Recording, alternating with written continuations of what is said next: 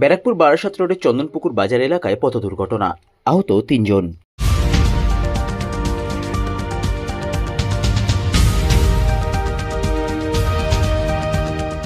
ব্যারাকপুর লালকুঠি উড়ালপুল থেকে কল্যাণী রোডের দিকে যাওয়া একটি লরির সাথে ব্যারাকপুর কল্যাণী এক্সপ্রেসওয়ের দিক থেকে লালকুঠি উড়ালপুলের দিকে আসা একটি টোটোর মুখোমুখি সংঘর্ষের ঘটনা ঘটে রবিবার বিকেলে।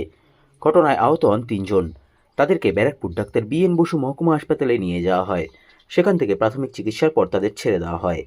ঘটনা নিয়ে এক প্রত্যক্ষদর্শী জানান, হয়েছিল ব্যাপার, এখান থেকে একটা ফুড কর্পোরেশনের মাল নিয়ে একটা লরি যাচ্ছিল হচ্ছে কলেজ রোডের দিকে, আর একটা টোটো যাচ্ছিল স্টেশনের দিকে।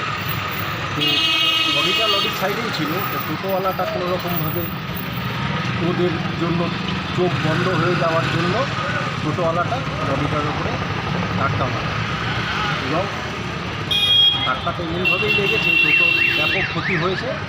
লরির ড্রাইভারেরও পিঠ কেটে গেছে। এক মহিলা ছিল, এক মহিলা যাত্রী ছিল।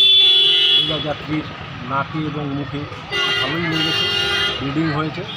তো আমাদের প্রশাসনের পুলিশ কর্মীরা এসে ওনাকে ওখান থেকে উদ্ধার করে BN বসু হসপিটালে নিয়ে গেছে এবং টোটোওয়ালাকেও নিয়ে গেছে এবং দুটো গাড়িকেই পুলিশ প্রশাসন থানায় নিয়ে গেছে। তো আমাদের এখান থেকে অনেকেই বলে দিয়েছে যে বড় গাড়িটা কোনো দোষ নয়,